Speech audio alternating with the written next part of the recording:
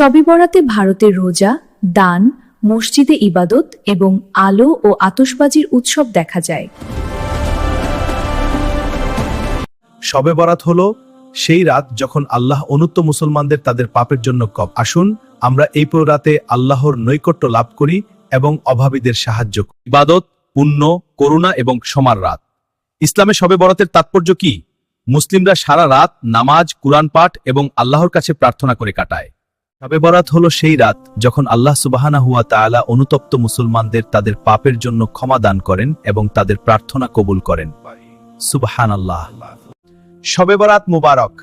শবে বরাত হলো সেই রাত যখন আল্লাহ সুবহানাহু তাদের জন্য ক্ষমা দান করে এবং তাদের প্রার্থনা করা এই রাতের মূল। এই সাহায্য আপনার জন্য দোয়া। সদকা দান, দরিদ্রদের দান করা। তন্দ্রাসার উপরে শপথ পরিতাবিত পাই। আল্লাহ কবুল চায়। অথবা বিশেষ জামাতের নামাজ ইসলামে বাধ্যতামূলক বলে বিবেচিত হওয়া জোর দেওয়া হয়। হ্যাঁ, যেমন দান, খয়রাত এবং প্রার্থনা। ঠিক বলেছে। শবে বরাতে এসব সহজ ইবাদতই গুরুত্বপূর্ণ। শবে বরাতে ভারতের রোজা, দান, মসজিদে ইবাদত এবং আলো ও আতশবাজির উৎসব দেখা যায়। পাপের ক্ষমা। বিশ্বাস করা হয় যে এই রাতে আল্লাহ পারলার বাবের পাপ পদাদের পাপ ক্ষমা করেন।